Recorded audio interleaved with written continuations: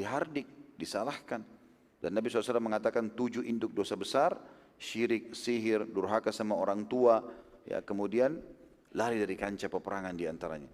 Jadi nggak boleh. Orang muslim kalau masuk di medan perang, maka kasusnya cuma 2. Target pertama mati syahid, dan kalau mati semua pasukan tidak ada kekalahan namanya. Itu menang, karena itu targetnya, mati syahid masuk surga. Atau mereka bawa kemenangan pada saat pulang. Tidak ada lagi yang lainnya gitu. Maka ini hukumnya tidak boleh teman-teman sekalian. Ini juga pelajaran dari Hunain. Pelajaran yang keempat, tidak boleh mentashmit atau mensyamata adu, musuh. Tidak boleh menganggap remeh musuh. Karena waktu itu jumlah muslimin itu 12.000. Jumlah pasukan suku Hawazim 12.000. Belum pernah selama peperangan muslimin sebelumnya jumlah berimbang seperti ini, belum pernah. Di perang Badar kita tahu 314 lawan 1000. Di perang Uhud 700 lawan 3000, gitu kan. Di perang Khandak itu 1000 sahabat di Khandak itu melawan 10.000. Kan? Kemudian di perang Khaybar, menyerang Khaybar pada saat itu pasukan muslimin 1.400 orang. Khaybar berisi 10.000 pasukan Yahudi. Selalu jumlahnya tidak berimbang, gitu kan. Selalu mereka lebih banyak. Gitu. Waktu penyerangan kota Mekah, 10.000 pasukan muslimin keluar. Mekah itu terdiri dari kurang lebih 200.000 penduduk pada saat itu. Pasukannya mereka besar sekali, puluhan ribu orang. Tapi juga muslimin menang. Nah di perang Hunain, rupanya berimbang. Karena 10.000 tetap utuh pasukan muslimin, tidak ada yang korban. Kemudian ada 2.000 mu'allaf baru datang 12.000. Semua sahabat waktu itu umumnya ya, tanda kutip, bukan semuanya, tapi umumnya mereka menganggap bukan niat sombong, tapi sampai Abu Bakar pun dikatakan, saya sudah sebutkan riwayatnya pada benar-benar mengatakan, ya Rasulullah, kita tidak akan dikalahkan dengan jumlah seperti ini, karena belum pernah pasukan seperti ini. Statement ini saja yang banyak disampaikan oleh para sahabat, merasa bangga dengan jumlah yang banyak dan musuh tidak akan kalahkan. Sudah masuk dalam istilah syamata. Ternyata gara-gara itu Allah subhanahu wa ta'ala memberikan kekalahan di awal peperangan. Kocar-kacir pasukan muslimin. Sampai karena Nabi SAW kokoh pada saat itu, dan yang mengumpulkan sampai 100 orang, itu termasuk suaranya Abbas radhiyallahu anhu, paman Nabi SAW, yang teriak mengatakan, hai muslimin, ini Rasulullah, jangan kalian lari. Tetap aja banyak yang lari, lalu Nabi SAW mengatakan, panggil mereka, bilang, hai ahlus syajarah, mana orang yang membaiat di bawah pohon pada saat terjadi kesepakatan Hudaybiyah. Lalu kemudian berkumpullah 100 sahabat. Karena Nabi SAW tetap kokoh dengan 100 orang itu, sampai akhirnya berhasil mengalahkan 12.000 pasukan, memukul mundur pasukan Hawazim, dan itu disebabkan juga karena turunnya malaikat. Ya, dan saya sudah ceritakan bagaimana prosesnya turunnya malaikat di lembah Hunain. Ya, para sahabat mengatakan kami menyaksikan langit berwarna hitam dan kami melihat banyak sekali seperti lebah yang berwarna hitam. Itu banyak yang jatuh menyerang pasukan orang-orang kafir, dan kami pun sempat terkena, tapi kami tidak bisa. Sampai seseorang di antara kita atau di antara kami sulit untuk melepaskan dari baju dan dari tangannya karena banyaknya semacam lebah hitam itu. Tapi orang-orang kafir melihat itu bukan lebah, mereka melihat itu adalah pasukan yang berwarna putih, dan itu diceritakan oleh beberapa orang-orang suku Hawazim yang akhirnya masuk Islam setelah kekalahan mereka. Ringkas cerita tentunya pada saat itu Nabi SAW akhirnya diberikan bantuan oleh Allah SWT dengan kekuatan, tapi setelah kokoh dan sabar. Awalnya terjadinya kekalahan karena masalah syamata ini, dan saya sudah pernah jelaskan teman-teman, bukan cuma pasukan musuh. Dan di antara doa Nabi SAW juga, dan jangan sampai ada syamata terhadap adu. Ya.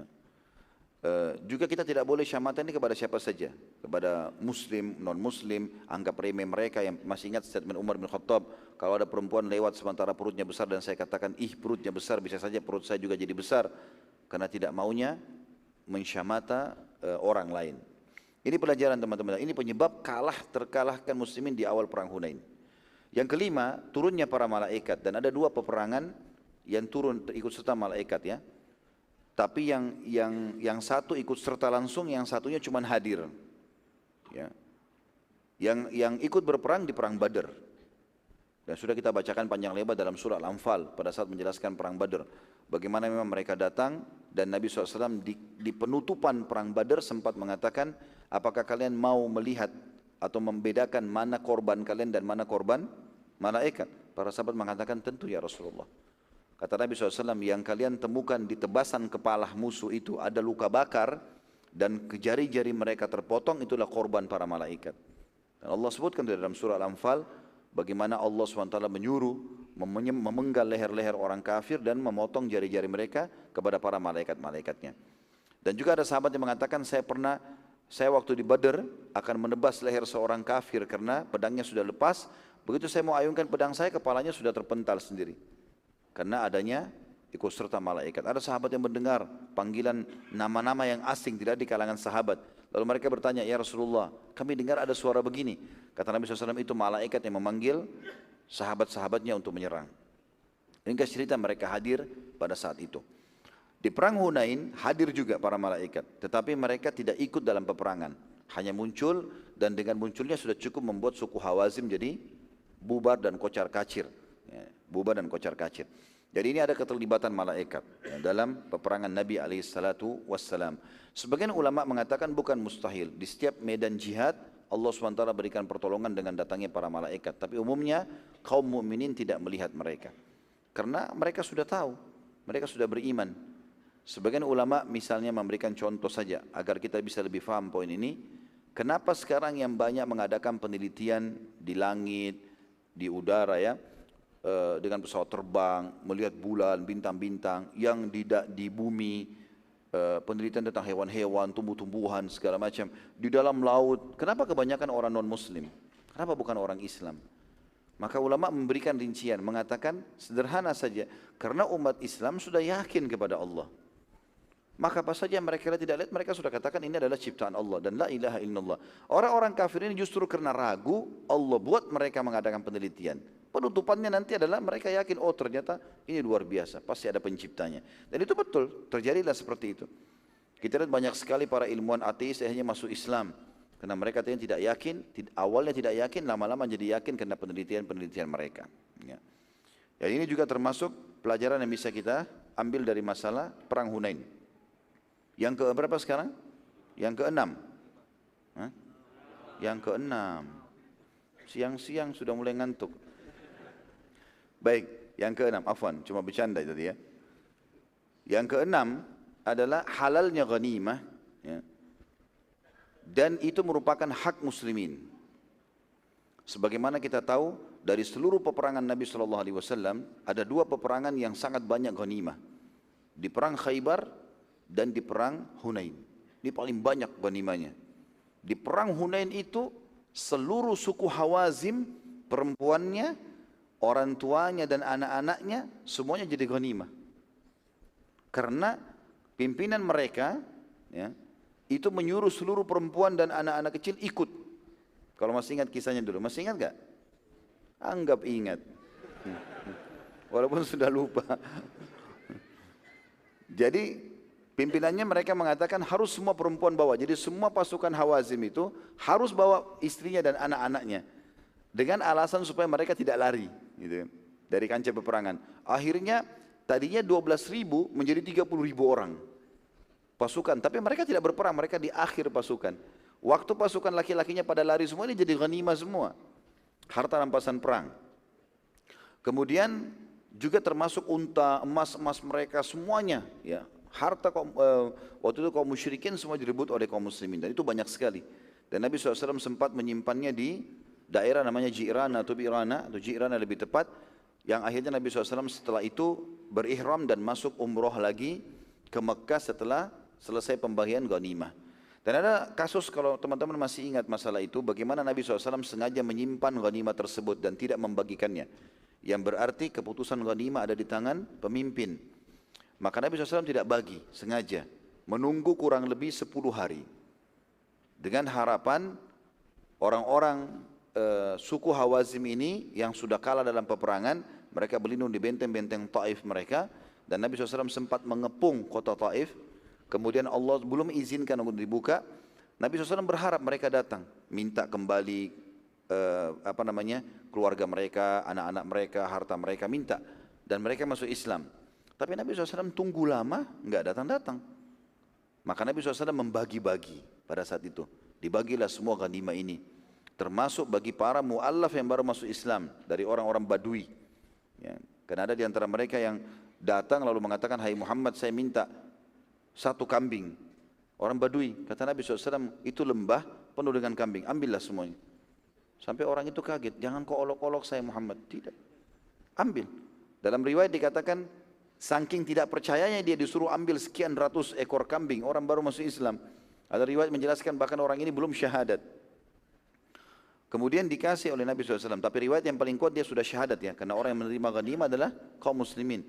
Maka dia syahadat, kemudian dia minta kambing. Nabi SAW suruh ambil ratusan. Dia bilang waktu saya jalan menuju ke kambing-kambing tersebut, saya mengira akan ada orang yang menghalangiku. Dan ada semua sahabat minggir, kasih dia. Dia jalan sampai dia pulang ke sukunya, lalu dia teriak di depan pintu gerbang sukunya, hai kaumku, berimanlah pada Muhammad, karena dia mengajarkan agama yang tidak akan membuat kita kelaparan. Artinya ini ada harta yang sangat banyak. Maka mereka orang-orang yang masuk Islam. Dan setelah masuk Islam, Nabi SAW terus bagikan kepada mereka harta rampasan terus. Saking banyaknya, sampai dibagiin kepada seluruhnya orang-orang Badui yang baru datang, tambah pasukan muslimin, masih ada banyak tertinggal dari ghanimah tersebut. Dan ini halal bagi kaum muslimin untuk menikmatinya. Dan ada sebuah pelajaran penting juga di sini. Ternyata setelah pembagian ghanimah, ada utusan dari suku Hawazim, dari benteng Taif, yang sudah dikepung oleh Nabi SAW dan tidak berhasil ditembus karena Allah belum izinkan, datang baru minta, hai Muhammad, walaupun kalian belum berhasil menembus benteng kami Taif, tapi apalagi enaknya hidup, kami enggak punya istri, kami enggak punya anak, orang-orang tua kami pun, harta kami semuanya diambil, sudah enggak ada lagi, kami harus mulai dari nol lagi semuanya, maka lakukanlah sesuatu. Kata Nabi SAW, saya menunggu selama 10 hari, kalian tidak muncul, sekarang baru kalian mau bicara. Ya sudah bagi pada orang, ini tangan orang semuanya, enggak mungkin. Dia bilang, tolonglah hai Muhammad, bantulah kami. Mereka bukan mau masuk Islam ya, mereka cuma ucapkan itu, tolonglah kami, minta tolong. Ini dalam kondisi kafir. Maka Nabi SAW mengatakan, baik, mana yang kalian lebih sukai, keluarga atau harta? Pilih salah satunya, dua-duanya enggak mungkin. Maka mereka bilang, tentu tidak ada yang lebih mahal daripada keluarga. Kami ingin istri anak kami kembali. Kalau harta enggak bisa lagi. Harta enggak apa-apa, enggak bisa dicari. Kata Nabi SAW, baiklah, semua yang di bawah tangan saya punya kalian. Yang Nabi SAW punya bagiannya, kembalikan semua. Dan saya akan kumpulkan orang-orang, nanti kalian sampaikan keluh kesah kalian. Dikumpulkanlah pasukan muslimin, 12.000 orang, lalu Nabi SAW mengatakan, hai muslimin, sesungguhnya telah datang utusan Hawazim, dan mereka ingin berbicara. Sampaikanlah. Maka mereka mengatakan, hai manusia, kasihanilah kepada kami. Walaupun kalian belum menembus benteng kami, tapi apalagi enaknya hidup. Tidak ada keluarga, tidak ada istri, nggak ada anak, nggak ada orang tua. Harta kami sudahlah, tapi keluarga kami. Gitu kan? Rupanya mereka terdiam, para sahabat terdiam. Mau kembalikan atau enggak? Ini sudah hak milik sekarang, ghanimah. Maka Nabi SAW memulai statement mengatakan, semua yang di bawah tanganku milik kalian. Walau kalian semua kembali, istri, anak, semua jadi hak milik kalian. Tidak ada lagi perbudakan. Tapi kalau harta, enggak bisa, kata Nabi SAW. Maka rupanya ada sahabat-sahabat pada berdiri nih. Di tangan saya juga saya serahkan karena menghormati Nabi SAW. Di sana berdiri, sana berdiri, sana berdiri. Banyak sahabat mengizinkan semua agar dikembalikan. Ya, kecuali ada beberapa orang, sudah saya jelaskan itu hari. Kepala suku Ghatafan. Ya, masih ingat? Anggap ingat. Dia enggak mau, ya, bin Muhsin, gitu kan? Dia enggak mau. Dia mengatakan, ya Rasulullah, ini sudah milik saya enggak mau. Lalu Nabi SAW nego sama dia, kembalikanlah, saya akan ganti. Lalu dia, karena baru masuk Islam, mu'allaf enggak ngerti, dia nego sama Nabi. Dia bilang, berapa negonya ya Rasulullah? Artinya, satu perempuan dan satu anak-anak ini